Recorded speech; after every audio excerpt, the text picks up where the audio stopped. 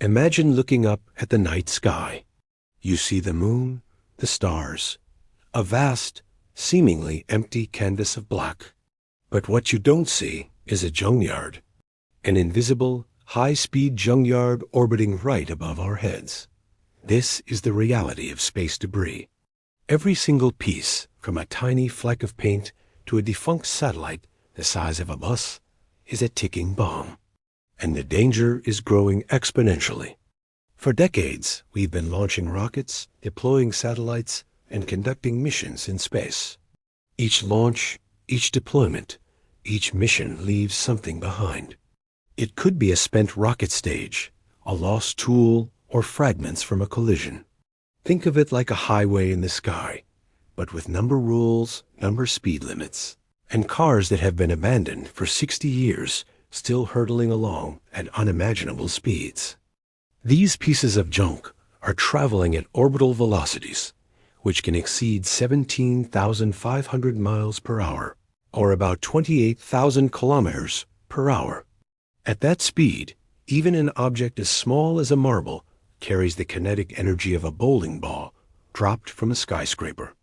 A fleck of paint, something you could brush off your shirt on Earth, can chip a space station window and cause catastrophic damage. The problem isn't just the existing debris, it's how it multiplies. This is where the science gets truly alarming. A concept known as the Kessler Syndrome, proposed by NASA scientist Donald J. Kessler in 1978, describes a horrifying domino effect. Kessler theorized that once the density of objects in low Earth orbit reaches a certain critical point, collisions will become inevitable. Each collision then creates a cloud of thousands of smaller pieces of debris. This new debris cloud dramatically increases the probability of further collisions. Those subsequent collisions create even more debris, which leads to more collisions, and so on.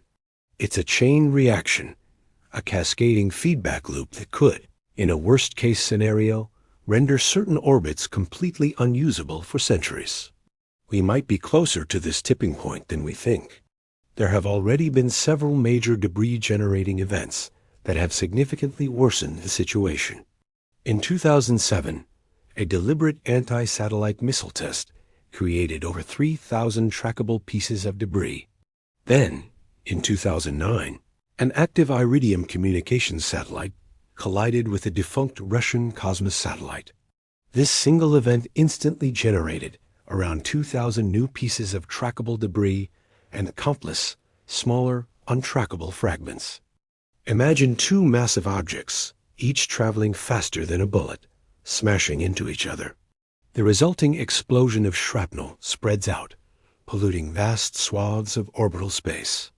The European Space Agency, or ESA, estimates that there are over 36,500 objects larger than 10 centimeters in orbit. When we consider objects down to 1 centimeter, that number jumps to over 1 million. And for objects larger than 1 millimeter, the estimate is a staggering 130 million.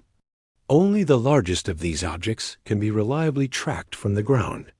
The vast majority, the millions of smaller but still deadly projectiles, are flying blind. They are a constant invisible threat to every single operational satellite and crewed spacecraft. The International Space Station, for example, has to perform avoidance maneuvers several times a year to dodge tracked debris.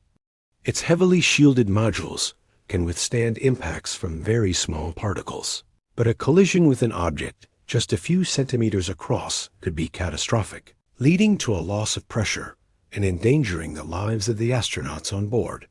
This isn't just a problem for astronauts or space agencies.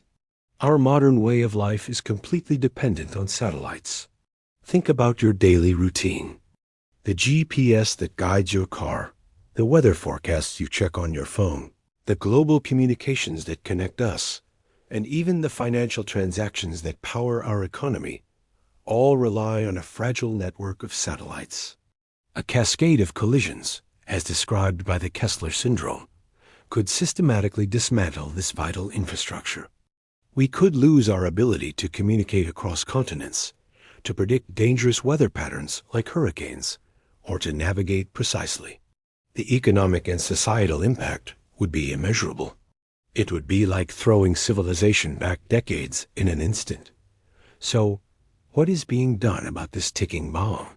Scientists and engineers around the world are working on solutions, but the challenge is immense. Cleaning up space is incredibly difficult and expensive. Several innovative concepts are being developed and tested. These include missions that would use nets to capture large pieces of junk, harpoons to spear defunct satellites, and even powerful lasers to slightly alter the trajectory of debris, causing it to re-enter and burn up in Earth's atmosphere. One mission, called ELSA-D, successfully demonstrated a magnetic docking system to capture a target satellite in 2021. This was a landmark step, proving that some of these cleanup technologies are viable. Another approach focuses on prevention. New international guidelines are being pushed that require satellite operators to deorbit their spacecraft within 25 years of the end of their mission. This means designing satellites with enough reserve fuel to perform a final maneuver, either pushing them into a graveyard orbit far away from operational zones or guiding them to a controlled re-entry over an unpopulated area like the South Pacific Ocean. Furthermore, advancements in satellite design are incorporating concepts of design for demise, ensuring that, as they re-enter the atmosphere, they burn up more completely, leaving less material to survive the journey and reach the ground. But these are long-term solutions, and they require global cooperation and strict enforcement. The number of satellites being launched is increasing exponentially, especially with the deployment of massive mega-constellations for global internet service. While these constellations promise incredible benefits, they also add thousands of new objects to an already crowded environment, increasing the statistical risk of collisions. The responsibility falls on every nation and every company that operates in space. We must treat the orbital environment as a shared, finite resource, just like our oceans and our atmosphere. The ticking bomb of space debris is a problem we created, and it's a problem we must solve before it's too late. The silent, invisible threat overhead is a stark reminder that our actions have far-reaching consequences. If we fail to act, the window to space could slam shut, trapping us on Earth and cutting us off from the vital services we depend on, all because we failed to clean up our own backyard. The future of space exploration and the stability of our modern world depend on it. I hope this has given you a new perspective on the night sky. Thank you for watching, and don't forget to subscribe to Space Repo for more deep dives into the cosmos.